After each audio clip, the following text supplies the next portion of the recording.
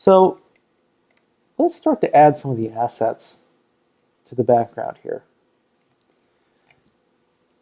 In our original comp, I used clouds, and you're welcome to pull clouds from the original image that we had.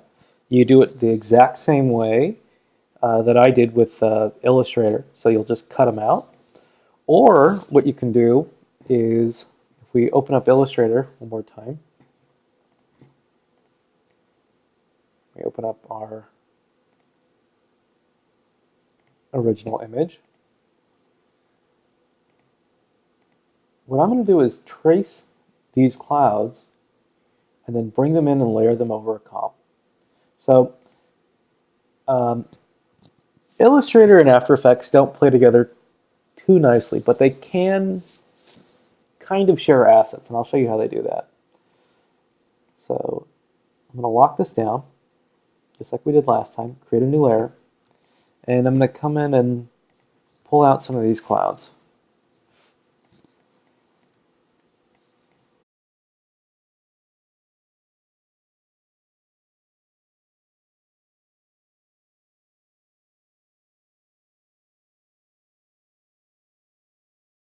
Touch on that cloud. Okay, so now that we have a vector graphic here, I have it highlighted. I'm going to press Control or Command C rather, Control if you're on PC, and I'm going to come into my sky scene.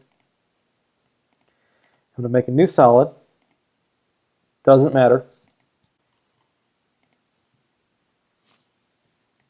There we go.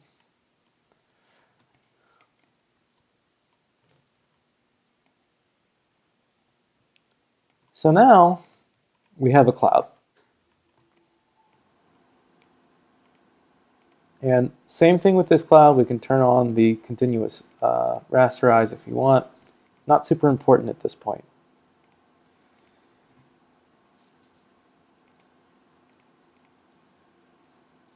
Use the position key to place this this particular solid wherever we want it. And we're going to copy some of the artistic values from the cloud. And let's see how this cloud is generated. So what they do is they have a gradient that goes from up and down. In After Effects, you call a gradient a ramp. You might even call it gradient ramp nowadays. Let's check it out. So come over here to your effects. You can start typing in gradient, or here it is, gradient ramp. We'll drop it right here. And the start of the color is going to be white. So you can select anywhere on the screen that's white. And the end of the color is going to be the color of the sky. So at this point, it's that color. And we can adjust where the ramp is by playing with these target points. You see how it makes that cloud pretty slight? If we take this target point where we add it in a little bit lower, it's a little less slight. Or if we want this to be a little closer, we can put it right here. This is where it would start, and we can kind of cut it off. Oop. There. So that cloud's looking pretty good to me.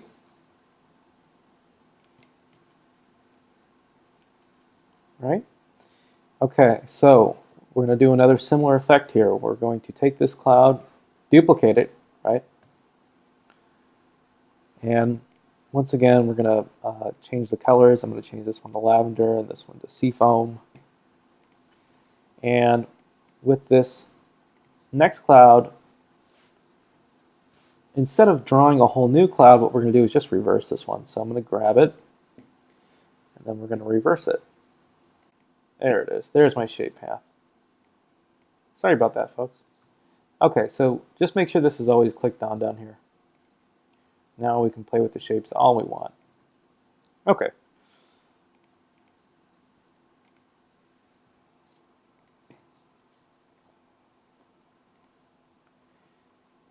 So let's play through the animation, and then we'll give these guys a little life.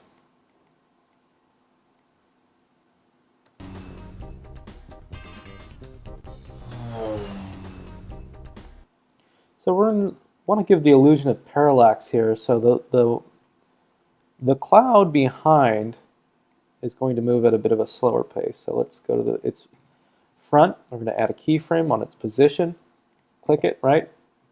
Then we're going to come to our end over here, and we're going to move this to about here, right? And then do the same thing over here. We're going to start this cloud maybe right here. Add a keyframe, then come to our end, and we'll move this guy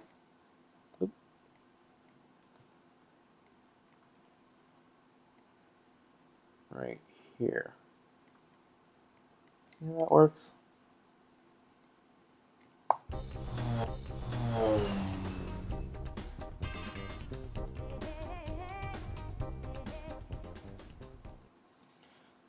So let's drop these clouds below our text.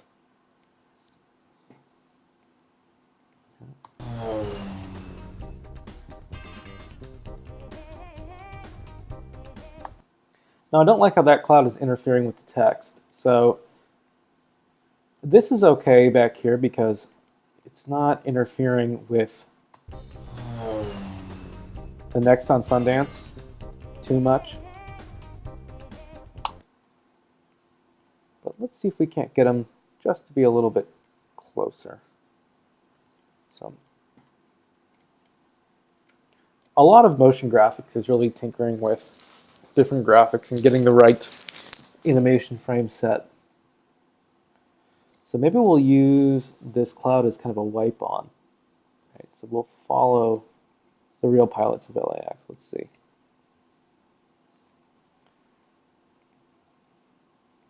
So by the time that hits there, maybe this should pass. So here, that's good. But here. Okay, so let's grab the position here on this particular cloud. Pull it back.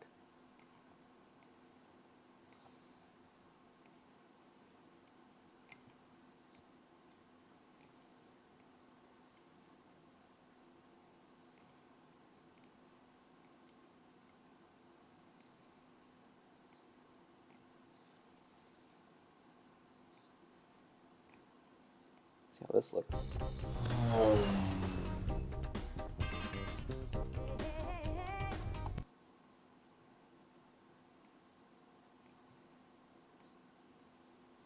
There.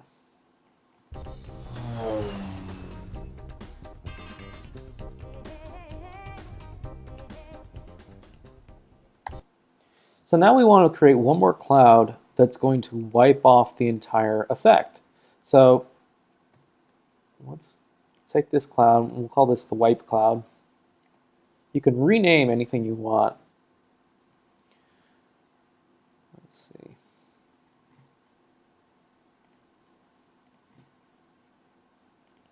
So this is going to be my background. Let's rename this one. Here.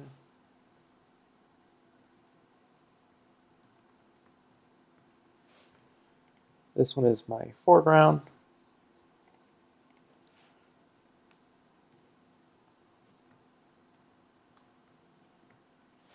And this one's going to be my wipe cloud.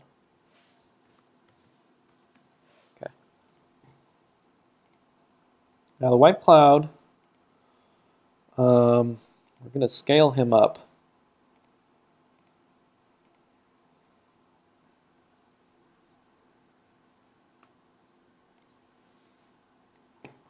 Okay. And we're going to pull him off the screen.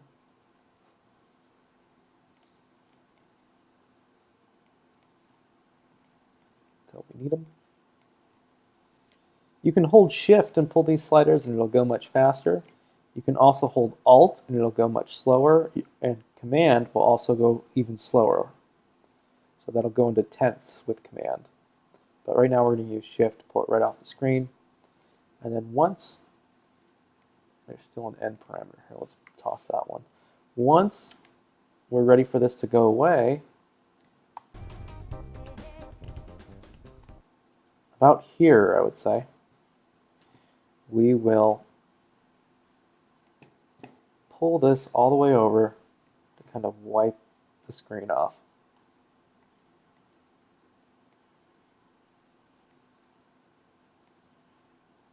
Okay. Now one thing I want to do is make the scale a bit bigger.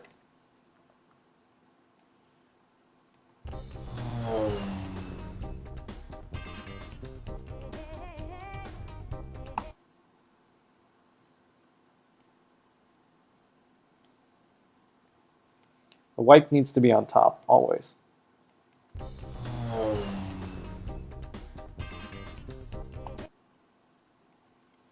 Okay, so we have to slow him down a bit.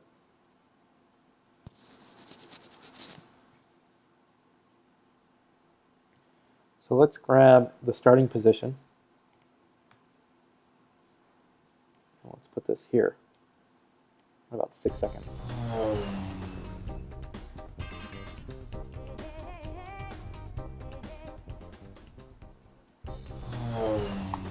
Not bad.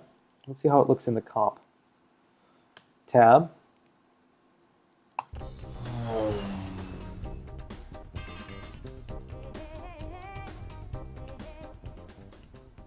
Okay, that feels about right. Now remember that I want the comp to disappear.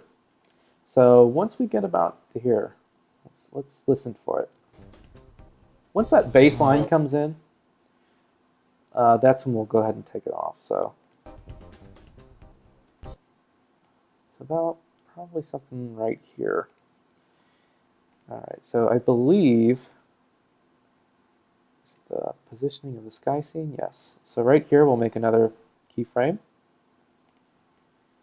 And by the time it gets here, it's going to be all the way off the screen. Okay.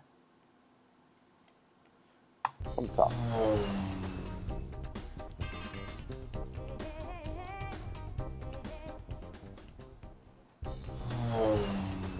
Close. It's getting closer. We're going to have it wipe a little bit faster. So maybe I'll pull this down here.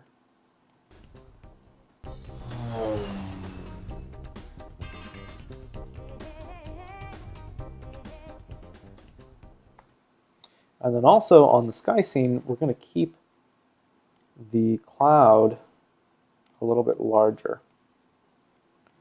So let me grab this mask.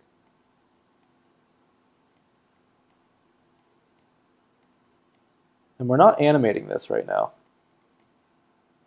I'm just going to pull this off the screen. So let's see what happens. Nope. We still need this to be a little further back.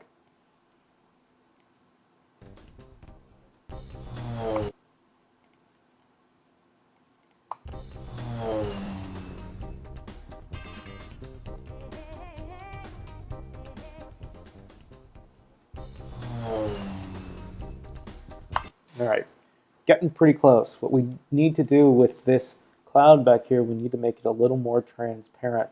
So we're going to come back over here and grab the background cloud. And I'm just going to change the colors on these so I can see what's going on. And grab the background cloud. We're going to adjust the opacity on it.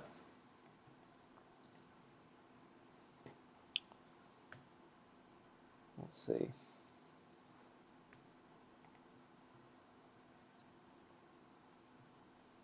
So the opacity is the T key, I guess, for transparency. I know, it doesn't make a whole lot of sense to me either. Let's see how this looks.